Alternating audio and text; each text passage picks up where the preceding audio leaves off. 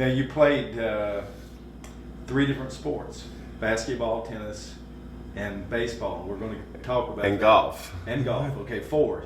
We're going to talk. Well, about actually, I guess football. Oh, yeah. For Okay. part of the season, I hurt my ankle, and I kept playing basketball during lunch. And they told me if I kept doing that, I was going to have to quit playing football. And, so actually, football, basketball, baseball, which we'll talk about. Golf was started my senior year, Okay. and tennis was started my sophomore year. Really? So I played all of those. Your number one love probably was basketball, though. I guess so, yeah. We had a lot of fun with tennis and with golf too. Yeah. Well, tell me about Coach Watson as a coach. Hugh Watson was your basketball coach. Tell me about Coach Watson. One of the first things I remember is we had first period basketball. Then we had 6 periods, and basketball was first period. And we weren't allowed to touch basketballs until like October the 15th. So for first period, about all we did was conditioning. And we had these old leather medicine balls that we would wrestle with, pass, run with. Fridays we might get to play volleyball, and of course the swimming pool was built in. But I remember one of the first mornings, now I had to catch the bus early. I was like the first one on the bus. My mother would fix breakfast and all for us, but he had trash cans up in the corner of the gym, and unfortunately I had to use one of them. Yeah. And from then on, I think I was eating Pop-Tarts or something for breakfast instead of biscuit and gravy. So one of the things, just his intense, he was such a competitor, and we all would play basketball together after school, a lot of times even as teachers, and during the day he would work the game up. But we were in really good condition. And I remember one morning we would run 50 bleachers. The old bleachers there in the gym, we'd run from the bottom to the top, and they would stand down there and count. And of course, somebody didn't run, so we had to run 50 more. So I think that first period, all we did was run bleachers.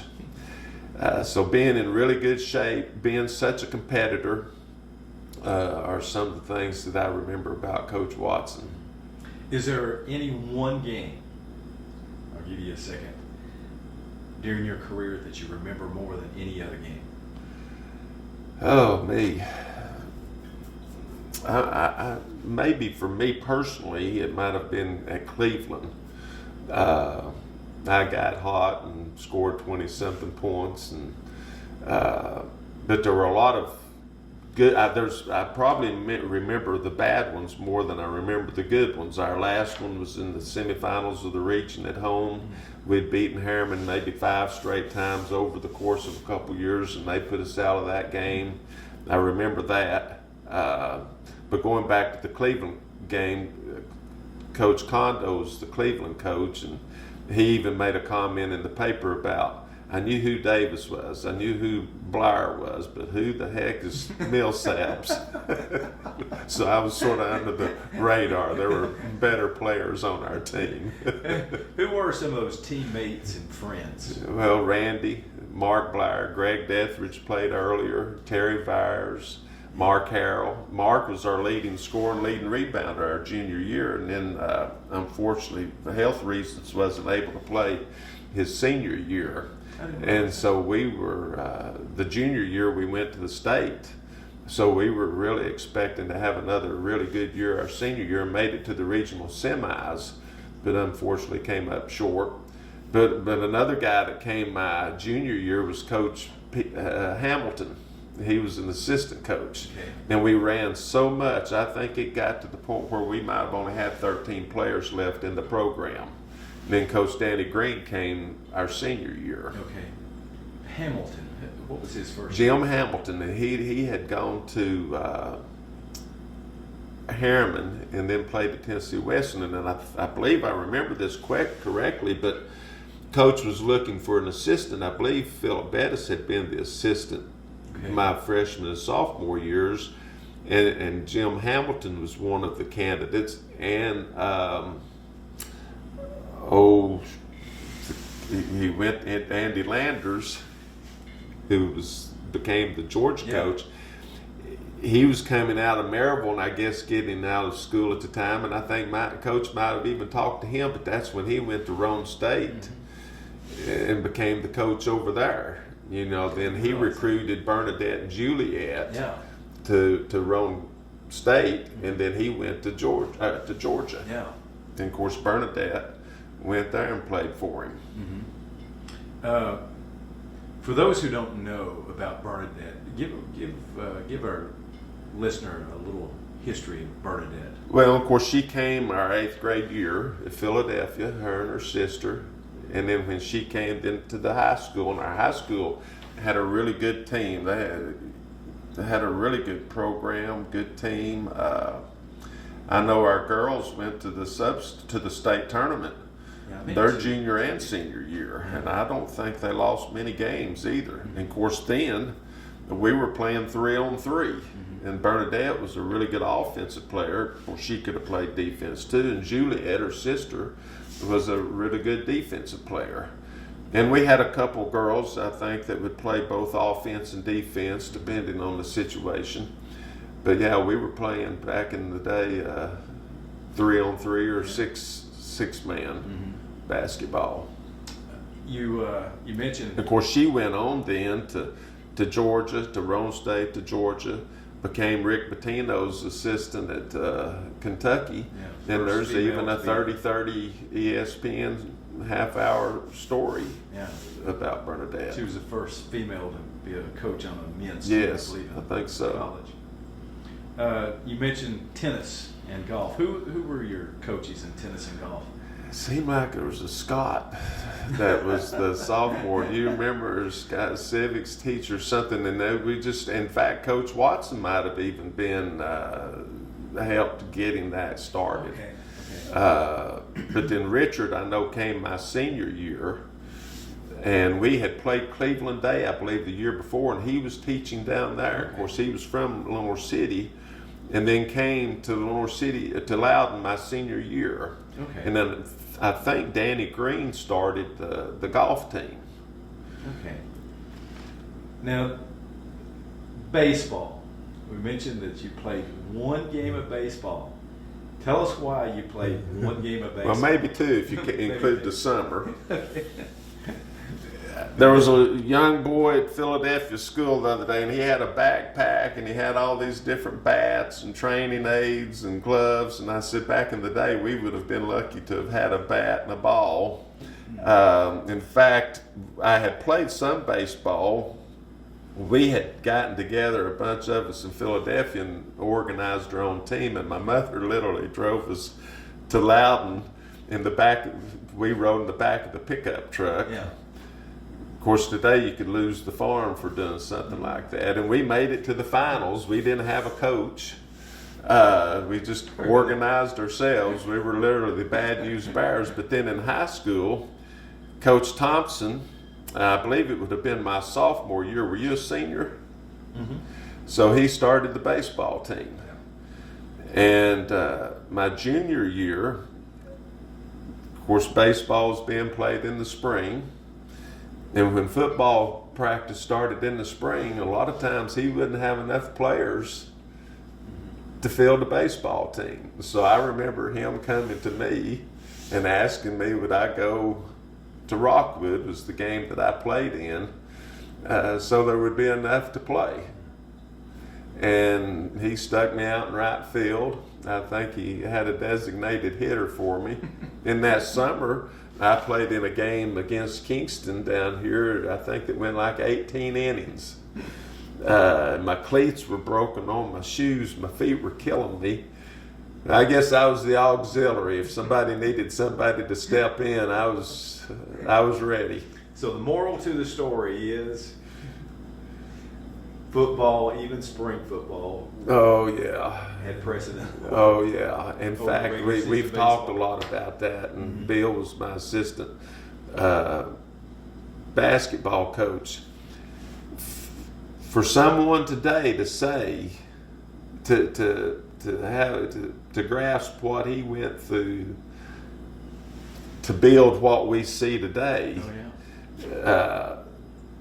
there would be people who wouldn't believe what he had to do. I mean, who would have thought he would not have had enough players to go play a game because they were participating in spring football? Didn't get paid his first year. No, and there's no telling. Of course, when we built the field out here, a lot of people opposed that because where are we going to park for the football games? And my father even was part of that. He brought a tractor up from Philadelphia and worked out field. And of course, there were a lot of people that put into building the field. I know the Curtises did, but yeah, he brought a tractor up and worked the outfield, and we sold it in fescue. I did not know that. Yeah, but then that goes back. Richard Blackburn had a vision. Of course, kids were going from the high school down to the Jiffy. Mm-hmm. I know Horace McQueen. I think he was one of the managers, and one of his chief responsibilities was to keep the balls from going in the creek. You might have even had a difficult time getting a ball from him to warm up. That is a true story. He was loyal to Chief. That's He right. wouldn't let anybody have a warm-up baseball. Right. Okay, from the high school, tell me where you went to college. Well, Randy and I had planned to go to East Tennessee State. In fact, went up there and went through orientation, and then I thought, well, I'm going to try to play basketball. Okay. Well, he ended up going to Hiawassee, and I went to Tennessee Wesleyan and walked on to play basketball. I was getting to dress out at home, knew I wasn't going to be playing, so when I went back at Christmas, I think, during practices, I was guarding the guy that was the East-West All-Star for the state. Had a really good team. Coach Farmer was a great coach. And when I went in, the funny story that I tell, when I realized I just needed to focus on my studies, I went in to talk to to Coach Farmer prior to basketball starting back in January. I told him, I said, Coach, I realize I'm not going to be playing, and I'm just going to focus on my studies. I was majoring in accounting. He said, well, I understand, Steve. He said, why don't you stay on and be my student assistant? And I said, well, I'm not going into education. I have no plans to coach.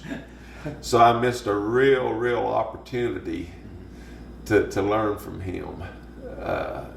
And then later on, and maybe that my sophomore year, I started playing on the tennis team. He was the tennis coach. And then when I graduated from college, there were 5 of us who piled in my father's pickup truck, and we went to Daytona Beach. And when we got back, my mother said, Coach Farmer called, and he has you a summer job. I said, oh, he does? Where? Well, Beaver Dam, Wisconsin. And there was a guy in Athens that Coach was associated with that worked for Nick Bollettieri. And Nick Bollettieri had a tennis academy in Bradenton, Florida. Yeah. And during the summer, he operated a camp at the Wayland Academy in Beaver Dam, Wisconsin. And kids would come from all over the world. It was very disciplined. Some pros would come through that Bollettieri was working with. And so I was there all summer.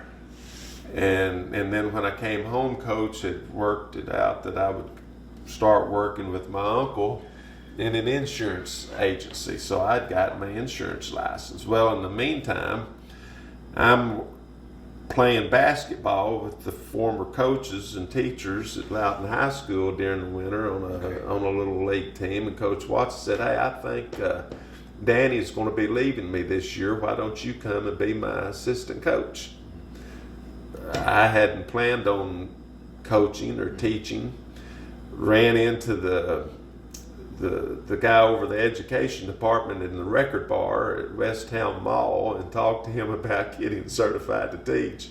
And he told me to come down and we'll work and figure out what all you have to have. So in a couple quarters, I was set up to get my teaching certificate, and we didn't even have a principal at the high school the principal had retired, and we hadn't hired a new principal yet. And Coach Watson recommended me to Mr. Headley. And So I what year started was teaching, I guess it was, I graduated in 81. This might have been 82, because then I went back. And actually, Coach tried to get me another year of eligibility for the tennis team, but I had graduated, so he made me the coach. He went on a couple of the trips with us, but I was actually overseeing the tennis team at Tennessee Wesleyan. Wesleyan, yeah. It's good. And then years later, we end up coaching against each other. He leaves and goes to Sequoia to Madisonville and becomes the basketball coach there. And then when we go to the state tournament in 1988, I go and meet Coach Farmer. We go to Lee University, watch them play David Lipscomb, and he talks to me about some strategy for us to use in the state tournament. So we maintain a really good relationship. I've had a lot of good people look after me through the years. It takes that though, doesn't Yes. it? So you were teaching math and business Yes. in high school. You coached basketball. Now, evidently, Coach Watson, he retires, right? Well, Or not you know, and retires, I but go in, and back then it was a really difficult job was to be the assistant basketball coach.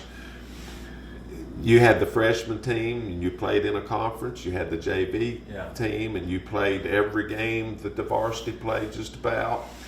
And it would really wear on you. Some nights we would leave, and Bill Thompson did this too. We would have a JV game at Loudon, and then leave to take a freshman team to Crossville to play. Wow. And I thought, after 2 or 3 years, a couple of years, I thought, I don't know how long but I didn't expect Coach Watson to go anywhere. Well, after 2 years, he decides to take the job at Hiawassee. Coach Jenkins had been there for years, and they had a great program at Hiawassee then. That's where a lot of kids, when they graduated, they would go to Hiawassee. And really good basketball program. Well, Donnie retires, goes to be the principal at Madisonville High School. Coach Watson leaves, goes to Hiawassee, and then I become the head basketball coach at Loudon High School. What year was that? Oh, probably 84, 5. I don't remember, but I know at one time, I think our basketball team under Coach Watson that year had been ranked 1 or 2. And, we had the special game at the school with Austin East. Yeah. They were ranked 1 or 2. The place was packed. Yeah. So we had a really good basketball team. And then I become the head coach. And we win our first game, and I was complaining and lost the next 7. So I said, I will never complain about another victory. Yeah. So my first couple years were pretty tough. I still remember the principal and a board member being at the door after one of the games wanting me to step down. And things are going to change. And things changed almost immediately. You coached there 12 years at Loudon High School, right?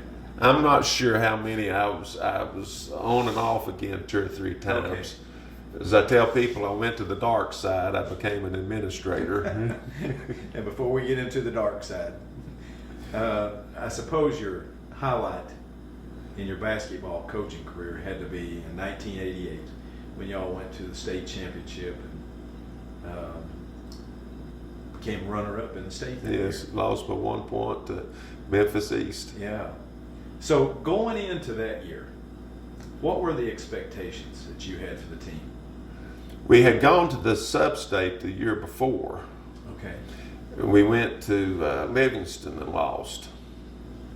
The year before that, the year they wanted me to step down, we actually made it to the region semifinals. Some of the boys who later became the state finals team were sophomores, and they were beginning to play more, and I still think if we'd made a couple more passes around Richard in the corner, we might have gone to the sub-state that year. I think we had high expectations. One of the key players was ineligible the first half of the season. It seemed like then we were having semester tests and the semester ended after Christmas. And then there was bad weather, so it took forever for the first semester to get over for him to become eligible to play. We lost in triple overtime at Kingston, and then we won 17 straight. And the first game we lost was to Rule in the finals of the regional, and we beat Alcoa in the semifinals of the regional that year, and they had beaten us probably 20 in preseason.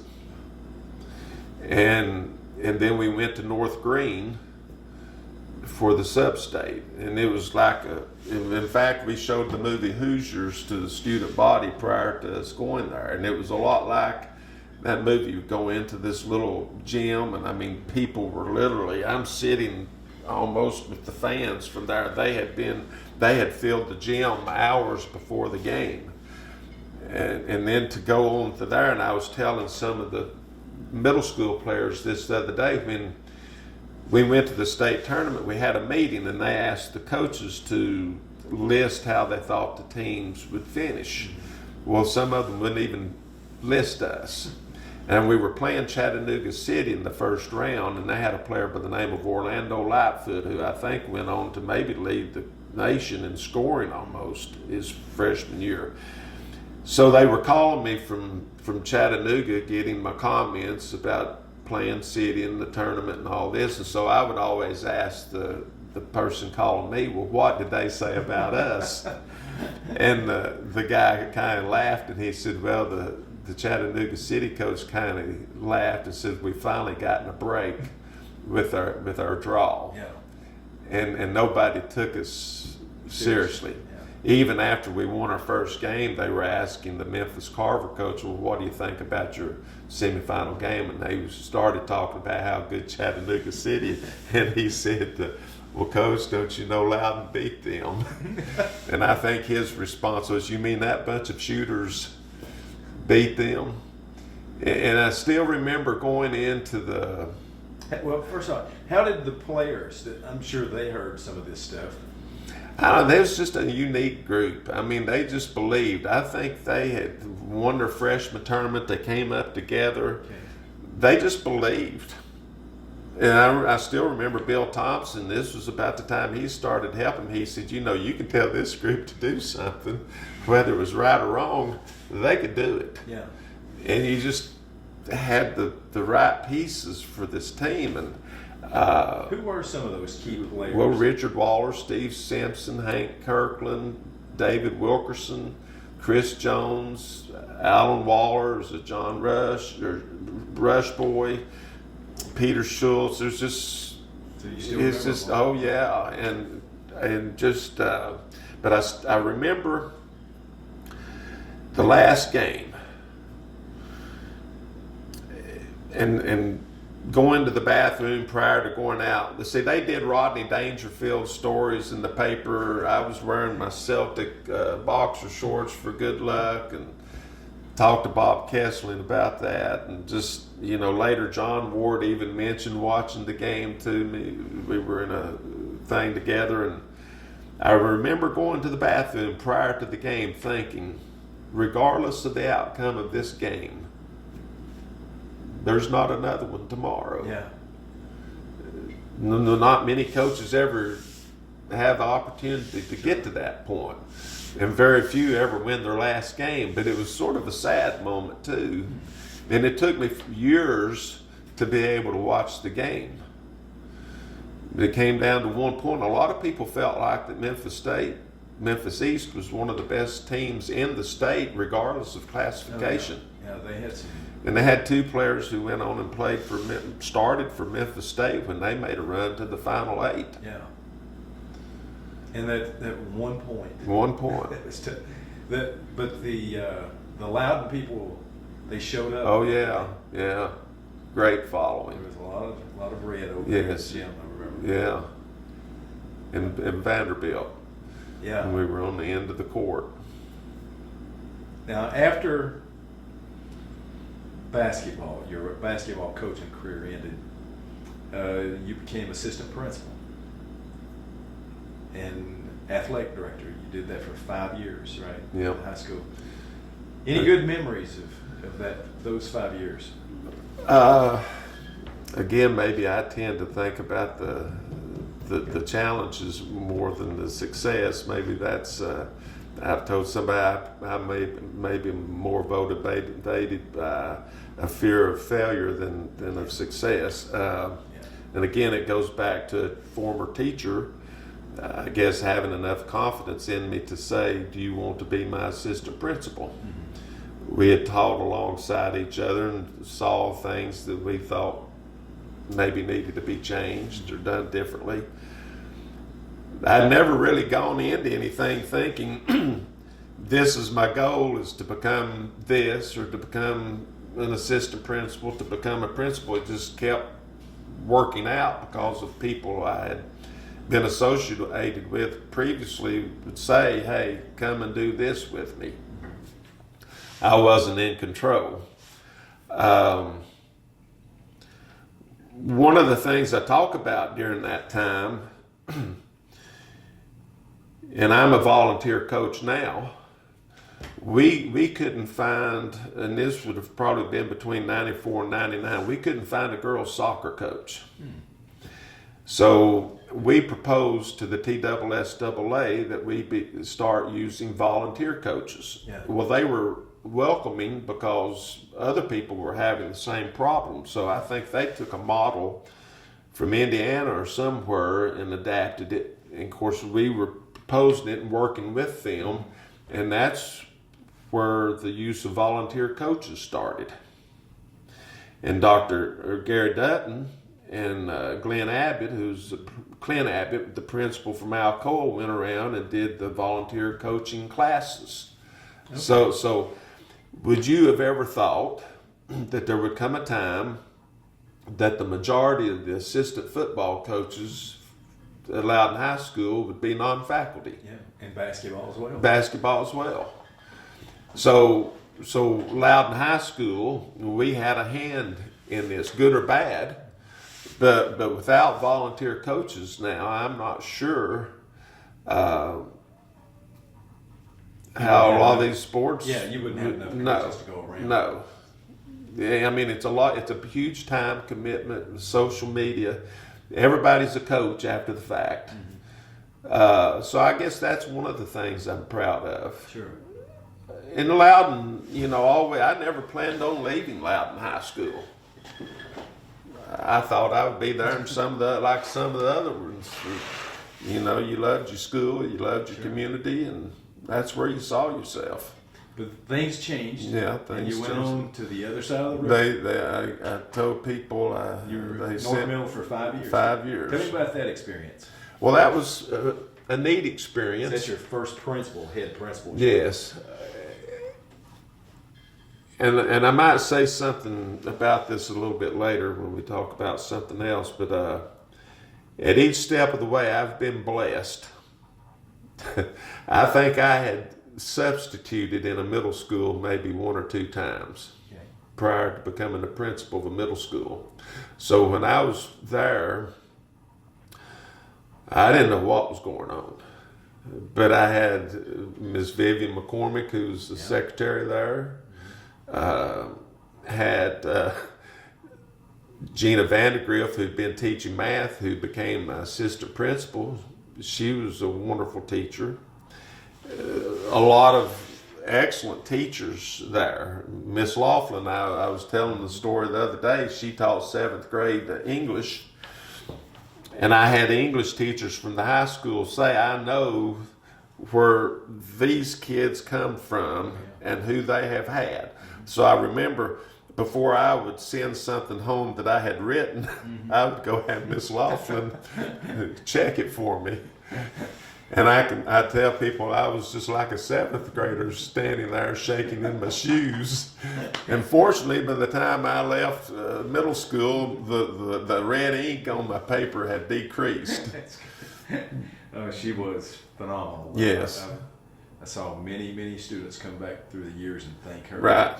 Yeah. So those teachers, I think maybe my strength was to see areas that could be improved.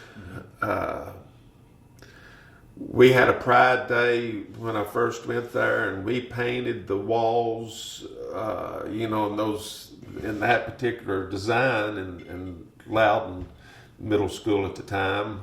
You had the pods, and then you had the dividers put up. There were no windows.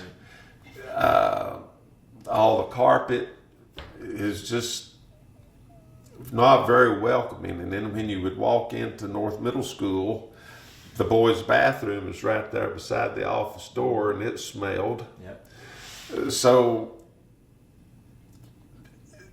I went around and went to Little League football games and baseball games because people are wondering why are they sending a guy from Loudon up here. Yeah. It had a reputation. Mr. Malloy was there of being an excellent school. Charlie Tobler, who recently passed away, was a guy who had subbed for me a lot at Loudon High School, became a teaching assistant there. And Charlie and I stood outside every morning during the year welcoming people to school. And we saw a lot of transition there from people would stop before they would pull up to eventually pulling up and speaking. And I think it just became more welcoming and was a plus. Yeah. After those 5 years, you were on the move to Lenore City High School. You had an opportunity to go to the high school. You were there for 10 years. Yeah, I was coaching a basketball team for Lynn Gray, who's helping me now. Lynn became the head basketball coach at the high school for 1 year, and then I had some parents reach out. Barry White was one that reached out about me coaching an AAU team. And I thought, well, I'll do that because these kids are going to go on then and play for Lynn. And during that process, Barry, who was still with the school system, had been a principal, approached me about applying for the principal's job there. And I thought, I never saw myself really being a principal, let alone the principal of Lenore City High School. I laugh and say I had to go through North Middle School before they would have accepted me in Lenore City High School. And there were some people here that didn't speak to me for a long time that couldn't believe that I did that. But they talked to me about coming there. There was an opening here about the same time. Okay. I ended up going to Lenore City High School, and we talked earlier about how long one had stayed as principal at Loudon High School. Since I was a freshman, the average was about 3 years, and no longer than 5 until Ms. Parrish became principal. So when you become a principal, you need to have a backup plan, really, because you're probably not going to last very long. The average is about 3.5 years, and Wayne had said you can't fail because where you're going to go, they won't take you back in Loudon. And so I was there 10 years, and it just worked out. It was time for me to move on at the end of that 10 years, and I had my time in, and was able to retire. And it was a great experience being there. I was going to ask you about one of our friends. She is the one that's responsible for uploading these things on YouTube. Ms. Mallory. She's a former student of mine at North Middle, Christy Mallory. Yes. Tell me your memories about her. Well, the English department at Lenore City, I had another good friend who's our Robert Towns' wife, Sandra. Okay. So the English department, the departments kind of take on their own personality. They were very caring, nurturing, just a great group. And Christy was part of that. Mm-hmm. And then later on, Christy became the media specialist, the librarian. They're just such a delight to be around, just smiling, just very positive. I used to ask myself when I would hire a teacher, of course she was already at Lenore City High School, but I would ask myself, would I want to sit in this person's classroom an hour and a half every day for a year? Mm-hmm. and sometimes the answer to that would be no. Right. But for Christy, And the others in the department at the time, it was an overwhelming yes. And I didn't even like English. In looking back, compare middle school and high school, which was more challenging?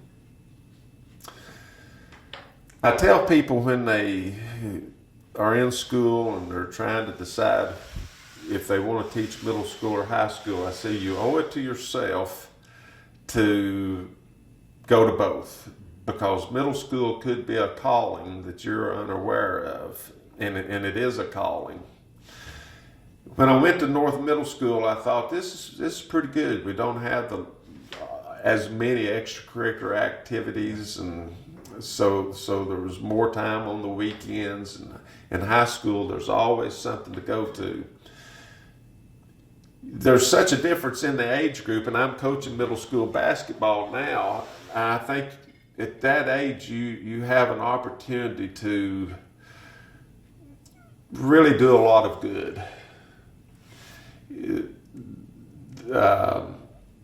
I know we drive our players crazy by talking about all the old stories and all the things we did when we were young. We do it for meanness now, but you see a lot of growth, and you see a lot of growth from a 6th grader to a 7th grader to an 8th grader.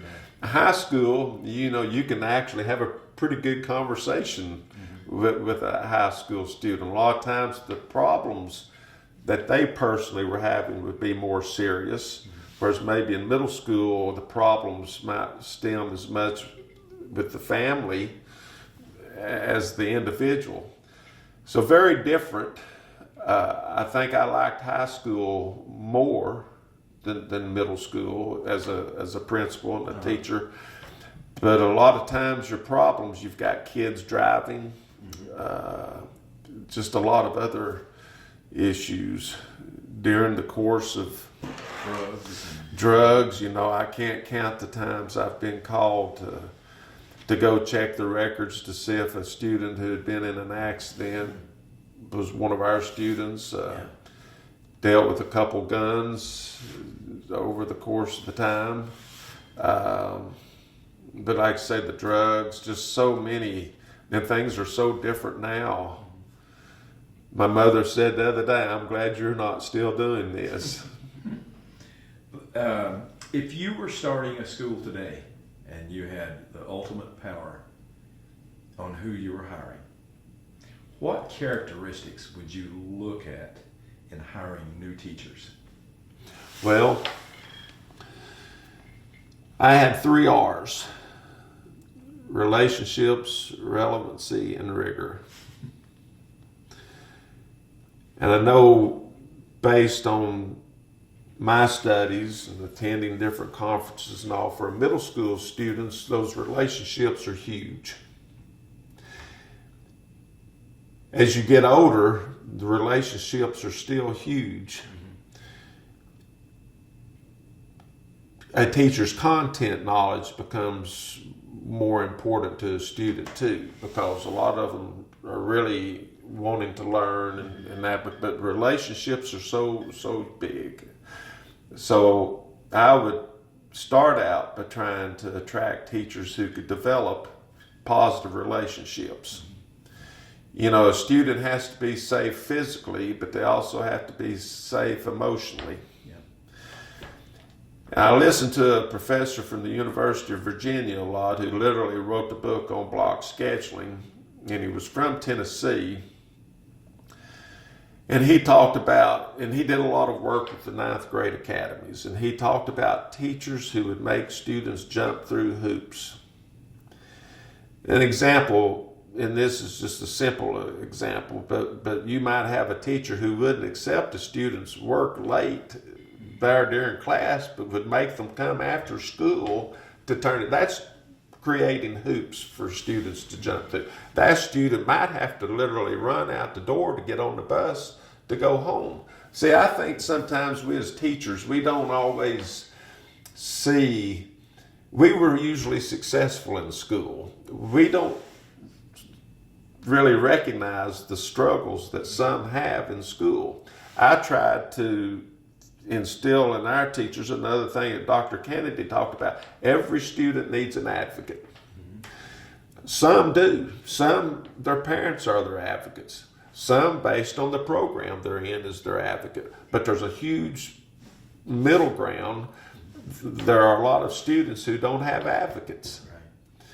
And an example, we started checking the grades. You know, you might have one person who would give out the grade card, but not any one person in the school might have known that you made all A's the first grading period and the second grading period made all F's. Now, if a student goes from all A's to all F's in one grading period, that's a red flag. So we started trying to note things like that. So I certainly think I would want to find people who could be positive, who could develop relationships, but also people who were competent,